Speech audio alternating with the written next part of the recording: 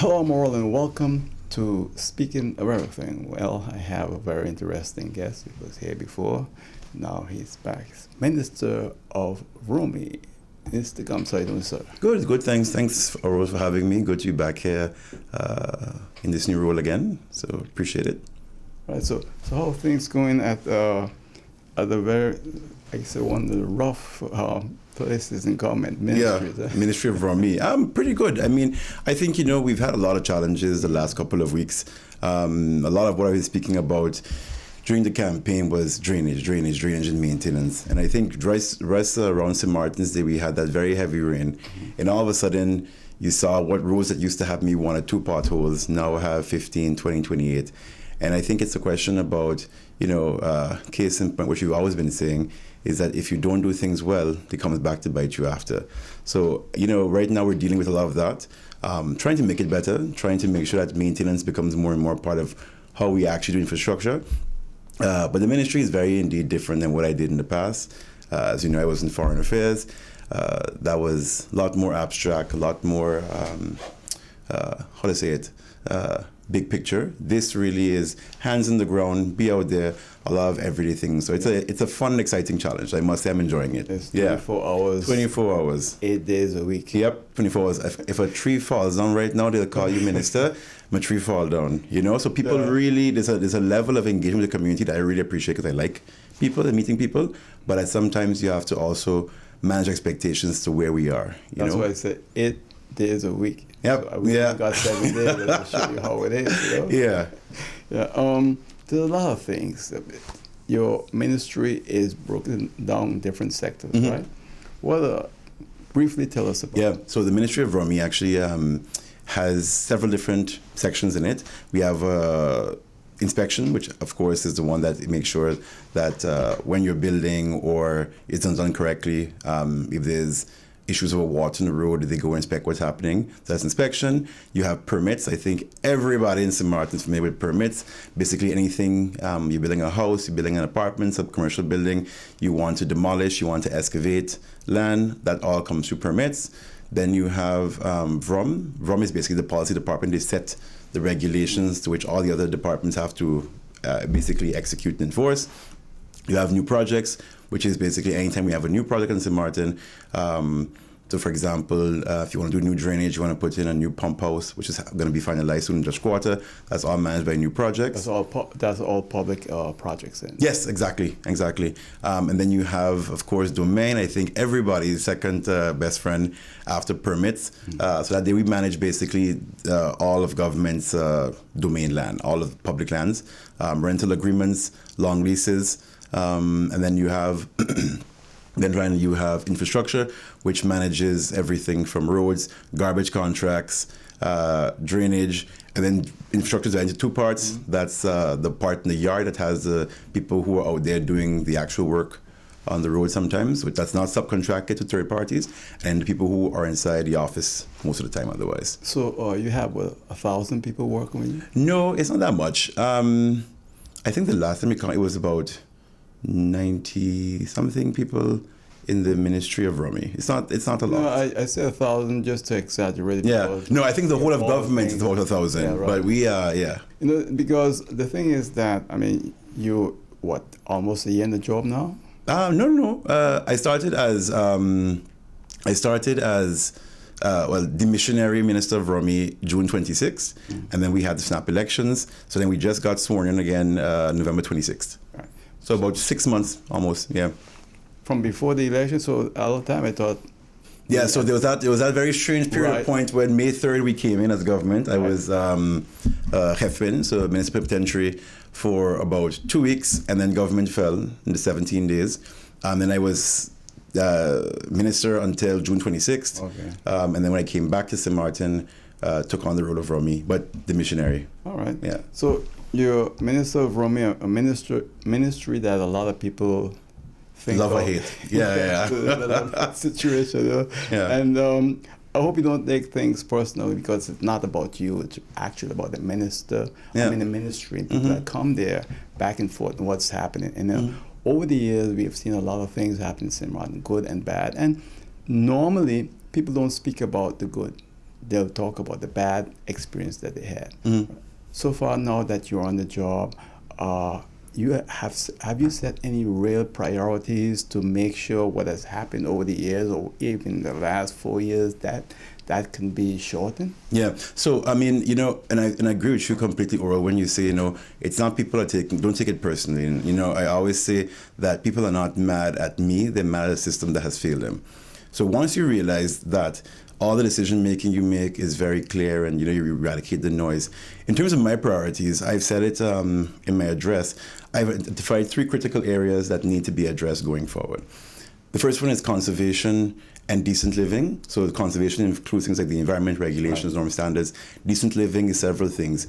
It's about, in particular, regulation of public housing, a housing strategy, a policy towards how we give out land. Or that's under that my personal theme about that. The second one, you have waste reforms and drainage. We have a massive problem, as we know, with the dump. There's an ongoing project through the World Bank. But also it entails much more. It's about consumption patterns, recycling methods. So that's under that whole idea of waste reforms. You have drainage. I mean, case in point, I think people have been saying it for a number of times. If you don't have proper drainage in our country, and it's easy 20, 30 years ago when there was space for water to go into the ground around you.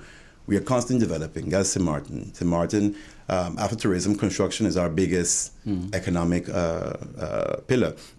And if you're constantly building, you can't rely on natural environment anymore to drain. You have to actually put in proper drainage that guides the water away from where it would naturally have gone into somewhere else. So that's one of my key things as well, improving drainage, because as you can see, with lack of drainage, all your roads are always going to be flooded.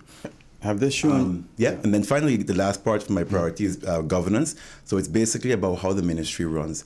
I can tell in the last couple of months, the bulk of my nights have been spent responding to WhatsApps.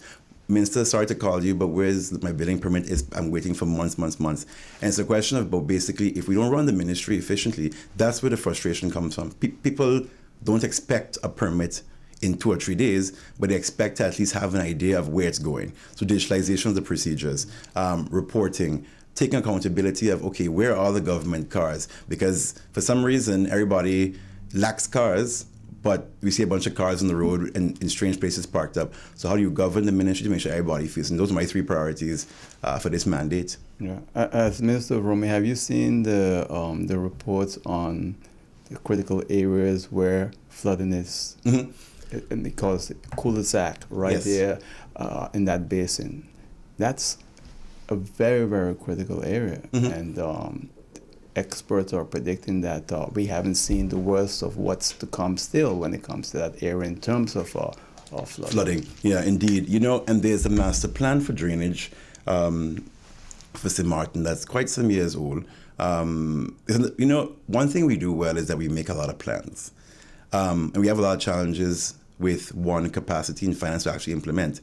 But the reality is, if you can't do that, you really have to then find a balance between development and maintenance. So my key thing is also to cul-de-sac, as we know, is a major issue. It is the second most populated area of the Dutch side after Dutch Quarter.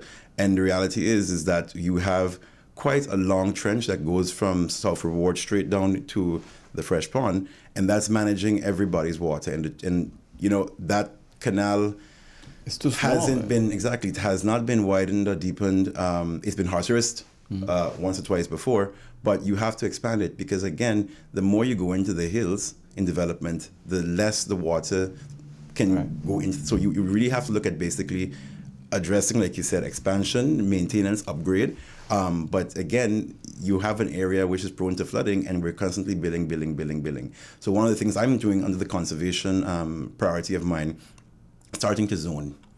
It sounds very unpopular to say that you're going to zone, but the reality is... It's been on the table for years. Yeah, you know, and that's my thing. It's where's the political will to zone. I think people have to realize that it's not, I've said it several times, unpopular decisions because people are going to complain, but would you rather drown or would you rather have to live in a smaller amount of space and manage it better? And that's my thing, managing better. When you drive into Phillipsburg, you see the ring road that with all kinds of plans. I remember a Dutch engineer telling me one time, that is going to take a long time before it's developed. It's now over 15 years. And yeah, I'm not sure exactly when they put the sign for the ring road. I think I was still living here as a student, going to school. But no, indeed, and I think one of the things you have to remember that the ring road was always meant to ease traffic. Because one of the biggest challenges, I think, right here in Simpson Bay as well as in town, is that people are backing up onto the main road. That's one of the key causes of traffic, is that people back up on the ring road, on the main road. If there's not a pothole there, it's another thing, the bus is stopping. So the ring road was originally designed to be a no stop, right around the whole of town, right around the pond. And it's something I have as a priority to investigate what's actually happening with it. Because at the same time, we've also given out land on the ring road. So the question now is, how is that factored into the whole idea of it being something to alleviate congestion in traffic? So those things have to be kind of looked at overall. Are we going to continue with the process of using that for businesses alone, or are we going to also look at it from, let's put back the idea of the ring road? A lot of people have told me, as an idea, why don't you grade the road again on the ring road so we can use it as an alternative route? That can be done, yeah, but we have to stop looking on St. Martin at short-term fixes, because short-term fixes become what we do. I remember I was working after Hurricane Irma. We got a temporary printer because the printer got damaged in the hurricane. The printer is the same printer that we have now. So these temporary things to keep us very high and make us happy for the period of time, that becomes the norm. And I'm trying to get everybody to realize that, to do better, you got to sometimes take a hit and suffer a little bit, but you're suffering for a day for at least 20 more years of good living. And that's what I'm really trying to get us to understand. Quick fixes are great for a month, but you don't want a quick fix for 10 years. When it comes to another area that I think a lot of people are concerned about is garbage. We produce a lot of garbage, right? And over the years, there've been a lot of discussions saying, well, it's about time that we pay for garbage collection. The front side is doing it. And what are your plans there? Yeah, so one of the things actually, and it's a good point you brought about paying for garbage, because, in the whole plan regarding race reforms that have been happening, the tipping fee, which is basically the fee you pay for collection of garbage, has always been something that's been in the as part of it. I think a lot of politicians are very scared to say things like fees, particularly because we're going into an election. And it's one of the very first things I said during campaign, and I said it last week in press briefing. You have to start paying for garbage. The reality is government puts out a lot of money in terms of garbage collection. Those are privately owned companies that get contracts. People start to realize how they consume and what they use when they have to pay. We are definitely introducing a tipping fee. I'm not hiding at all. I think we have to stop comforting and cushioning people with lies and be very honest, but it's a tipping fee. It's also how we look at circular economy. So basically, not just taking all your garbage and putting it in the dump, but how can we reuse it? I've had several conversations with infrastructure companies already telling them, listen, we have a tire issue. Start shredding the tires, and I want it in the asphalt. Originally, they were like, ooh, but we don't have the investment and the equipment. And I was like, okay. So I started looking around elsewhere. And now everybody's like, actually, you know what? We're going to do it, and we're going to see how we can get there. And I think it's a question basically about, yes, you want to manage the dump, but how can we also avoid less things going to the dump and using for the economy? And I think that's something that I'm looking at as well in terms of sustainability. But I think government can offer incentives to business. Other places do it. It seems like in Simran, we don't want to offer incentives to business to do things. Yeah, so I think it's thinking outside the box. Like you said, again, incentivize businesses to say, listen, if we offer this to you, can you, maybe in-house manage and sort your garbage yourself, and then put it out separated, and we'll take it from there. Because the problem you're having now is that private businesses, private residences, residents and businesses are both being collected for free. And one person has a house and it's a bag or two every week. Business has 10 bags and we have to collect, and government is paying for all that. So if you incentivize people, it's not like that in Simpson Bay. Sorry? Simpson Bay is not like that. It's not like? It's only private companies have to pay for garbage collection. Yeah, well, you have the option because I think you do collect garbage, but the question is that the private companies collect, but government also is involved in collection as well. So you have the situation where you can, because it happens all of that, and people also have private companies who come and collect. But again, it's the question about, in Phillipsburg, for example, the garbage is collected for businesses by government-owned companies, by contracts issued by government. And it's a question, again, about how do you expand that to say, can you do something in-house to mitigate the costs around this? So I think it's thinking outside the box, and I think that's part of what we have to look at in this bigger issue around garbage. We do have a lot of work being currently undertaken on it. The establishment of Waste Authority, so basically who is actually going to monitor the contracts, the garbage. It currently happens in-house. Is that going to continue? Because the issue is we have a lot of capacity issues. Do you want limited resources doing those kind of things, or do you want to outsource it? I think it's about how you make government efficient and let the market actually do what it needs to do, and government just regulates. All right, in case if you just joined us, you're watching Speaking of Everything on YouTube, Facebook, or you're listening to Speaking of Everything on Hot 99.9 FM radio. My guest is the Minister Vromi, Minister Gumbs. We're here speaking with him. When we come back, we're going to continue. Please stay with us.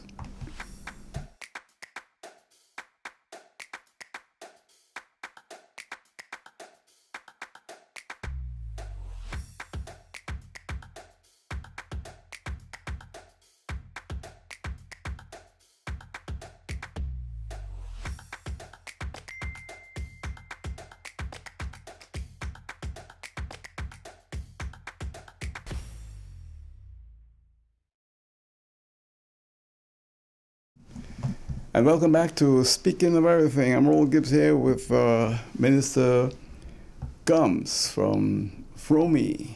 And Minister, a lot of people like cake. Some people say they don't like cake. You like cake? Yeah, I like cake. Maybe a bit too much. What's your favorite cake? Simple guy. I like carrot, cashew, and just plain white cake. Man, let me tell you. Yeah. Genius. The cake boss. I call him the cake boss, but actually it's a cake box, right? And boy, that guy makes some cakes. The one you just mentioned? Yeah. All of this world. Which one, the cashew or the carrot? Cashew, okay. Carrot, everything. So you need to set me up on that world, because right. I love a good cashew cake. I'll give you the number, 581-2171, the cake box. You can get all your cakes for all the days of your life. So for holidays, for Christmas, parties, you name it. Now the Christmas season coming up. Place your orders early at the cake box. So as the minister is going to place this order, you place your order too. We're forcing him now. No, you're going to love it. If you never had a cake from the cake box, believe me, you're going to really enjoy it. All right? Okay, will do. Thanks. Oh, good. So again, give the cake box a call at 581-2171 for the best cakes, pies, pudding, tarts, you name it, everything in St. Martin. Minister, Gebe, when people hear that name now, they like to go crazy. Yeah. It's anything that you can imagine that is abnormal is Gebe now. And that's unfortunate. Yeah. And the reason why I say that's unfortunate, I had the opportunity to serve on that company for 2 years. I served there with your father, a real professional gentleman. And I got to know the company, love the people that are working. I used to be the biggest critic of Gebe. And then I realized the people that are working there, they really love what they're doing. But the past months, man, it's not been good. And Oral, I agree with you completely. And I think it's unfortunate because in the end of the day, it's the workers at Gebe who are feeling the impact and demotivation of all that's going on now. And indeed, I think everyone knows that the workers at Gebe, I can tell you some of them are working late hours into different shifts. They're working hard. I think the problem is, a lot of it is that sometimes politics gets in the way of really sound decision making. And I think what you're seeing now is basically years of not being allowed to run a company independent from government, when government has put its arm a lot of times into decision making of Gebe. And we're seeing the impact of it now. The generators that were never allowed to be purchased, sometimes the mismanagement of funds from the government. And I think it's very important, and we keep talking about good corporate governance. This is exactly why it exists, to keep sort of everyone at bay and let a company run, even though it's government owned, unless the decision really is going to damage the company, you should kind of keep at arm's length. I think Gebe is doing a lot of good work in trying to get back to where I think everybody knows it can and needs to be. They're currently actually finalizing the installation of the new generators, so the 20 megawatts that are going to come online relatively soon. There's a lot of work going on, but I think what we have to really do now is realize that a lot of companies have suffered, one, because they haven't been allowed to operate properly, and they also haven't been, at some point as well, also kind of forced to innovate and do better. When we look at our concession agreement with Gebe, for example, Gebe is required to have 2% renewable energy. It doesn't have any of it. Gebe has come to me already, speaking to me, that told me that, they actually want to start doing renewables now. It's something that I'm very passionate about. It doesn't have to be necessarily renewable. It's a cleaner form of energy. Because, and the point now, we're looking at it now, and I keep saying all the time, your cost of living, a lot of money that we spend as a people is spent on energy. And if you look at how can we address that issue, it's towards using things like solar. So I think Gebe is at its critical point now where it, has to prove that to the people that it can do it. But the government's role is really to ensure and support that they actually have a fair chance at doing it without constant political interference and intervention. I think, fingers crossed, I think everyone would be very excited about what this Christmas may look like if everything stays on track with where we're supposed to be going with the generators. And I think it's a question really about not just telling Gebe, okay, your light's back on and everybody's good again, but how are you going to actually make it better? And I think one of the key things that Gebe is doing now too is that they're investing actually in their whole business model. Yeah, so it's basically about not just putting generators back on and business as usual, but how do we change how we do what we do? I think Gebe needs to make some major changes. I'll tell you here, Minister, and I think some people might be offended, but Gebe billing system. We've been waiting for a bill to pay. We haven't received a bill to pay. Yeah. And in past, when we paid on account, there's a whole bunch of confusion. So there you have a business, want to pay, not getting the bill. Exactly. That's number one. Number two, Gebe has done a terrible job in providing stable electricity. We have a huge problem here with unstable electricity. It has damaged equipment. We have filed claims, very small claims. Can't get anyone to even respond to you or answer you. Gebe is a business, but we are a business too. You can't tell us now you're going to cut us off when you didn't even send a bill. Or you're going to limit the amount of electricity over a period of 5 days. Yeah. There's got to be, and there's some way of fixing this problem. At the same time, I don't know if you as Minister of Vromi is responsible for Gebe or the Prime Minister, because that's another confusion right now. Some people are saying, well, it's not the Minister of Vromi, it's the Prime Minister. What's really going on there? Yeah, so two things. I think let me address the issue of the billing and the complaint mechanism. I think it goes back to what I said with Gebe and the business model. Because it's not just about, again, keeping current on, and I think Vromi has the same challenge too. It's your customer service. It's basically how do you respond to people's needs. And I think that's really where people want to see the company go, because it's not just about current electricity, it's how do you treat me and how reliable is the grid. And I think what it boils down to is improving equipment and also your source. So heavy fuels, diminish that a bit in a slow progression, move towards renewables. Your second point, who's in charge of Gebe?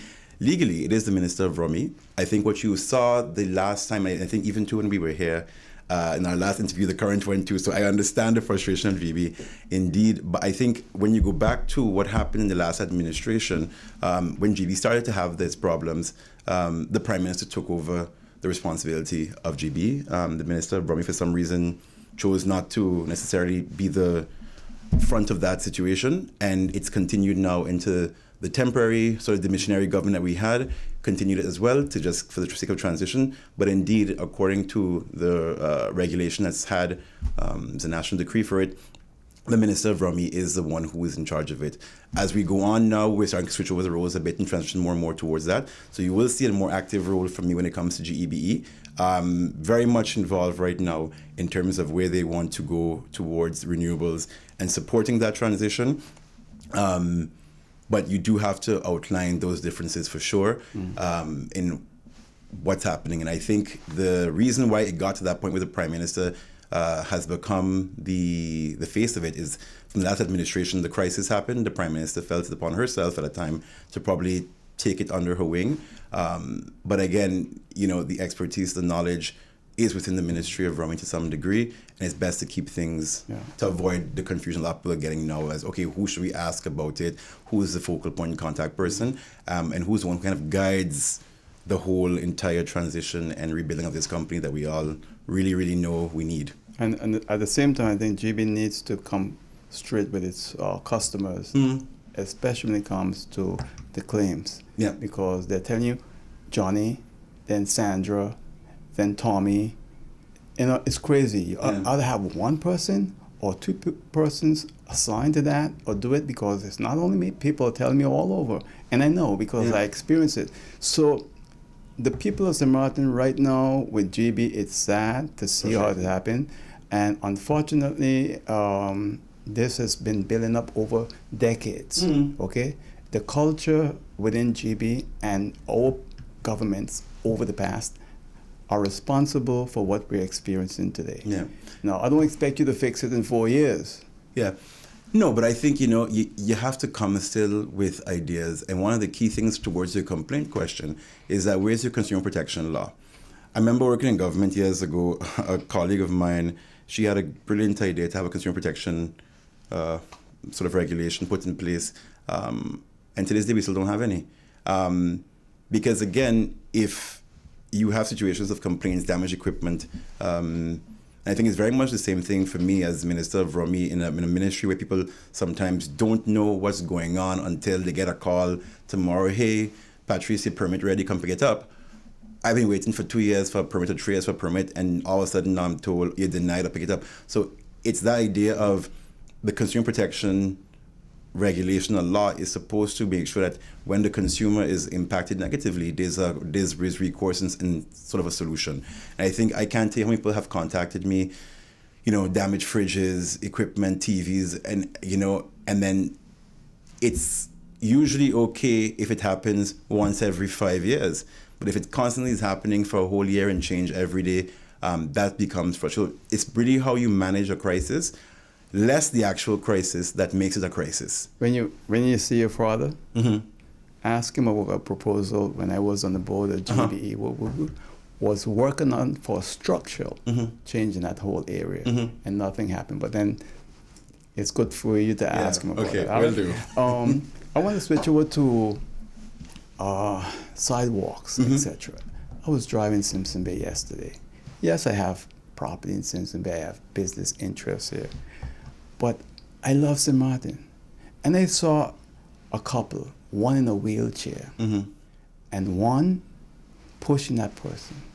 And believe me, it was a struggle. Now, in Simpson Bay, in the property that we have, we did it nice. We have walkway for people to walk. Most businesses don't have that. People need to be able to walk in a friendly manner. Today now, it's crazy. Yeah. How are we going to function as a tourist island with no sidewalks, with holes here?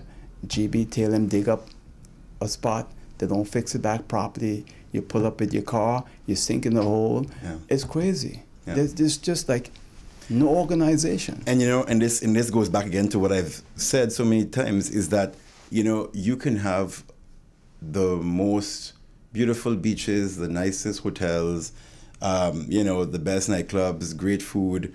But if being here as a resident or as a tourist isn't enjoyable, you diminish the quality of your product.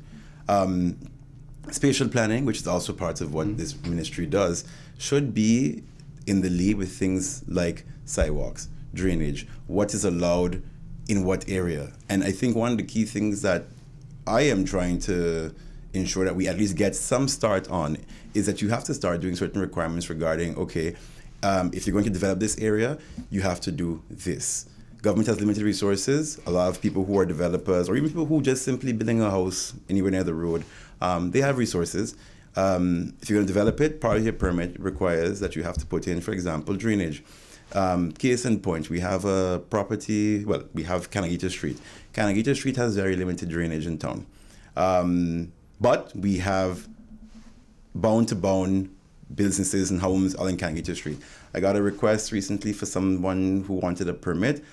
We indicated, okay, if you want a permit, the impact of your development is pretty big. I need a drain pipe to go in here. And, you know, this is the kind of thing to start doing, because instead of, for example, what's happened in the past, oh, you want a permit, put a little something in this pocket here. It's you want a permit, put it back into the community. And I think if we start developing and going forward that way and really sticking to it, not because we know somebody, say, oh, but that's my friend, so let him get to it. No, you put in something here, you need a sidewalk is going here, drainage has to go here. And I think it's really how we have to go forward is, this is what the country needs and what we are. I don't care who it is developing, this is the rule, and you will help to make that rule possible. So that's, for me, the critical thing about how we move forward, that you do things and you regulate and you zone, and everyone has to fall in line with that. Well, Minister, no, we're going to have to bring you back another time and talk some more. Bring back up for the update. All right. For the update on the drainage. Yeah. Because there's a lot of things got to be done, man. And I tell you, I wish you well. Thank you. You have a tall mountain to climb. Yeah, a couple of mountains. Yeah, but yeah. I think you're going to do okay, man. All right? No, thank you very much. Appreciate it. I think it's all about being slow, steady, and focused. Ignore the noise and do your best, and make sure to keep everything above board. Right. And you work with the environmentalists too, right? Sorry? You're working with the environmentalists also. Yeah, I mean, I have a very good relationship with a lot of the people who do a lot of things around nature and conservation. I actually have a minor in environmental policy. People don't know that. But it's something I'm very passionate about. And it's about finding that balance between, built environment and natural environment, and making sure that you develop sustainably. And that's my goal. And it falls within your ministry. Exactly. All right. So again, much success. Thank you very much. Right, Thank you. Thanks. And that's it for now. And speaking of everything, my guest was Minister Patrice Gumbs, Minister of Vromi. And I'll see you next time right here on Speaking of Everything on YouTube, Facebook, and on Hot 99.9 FM radio. Take care. Bye.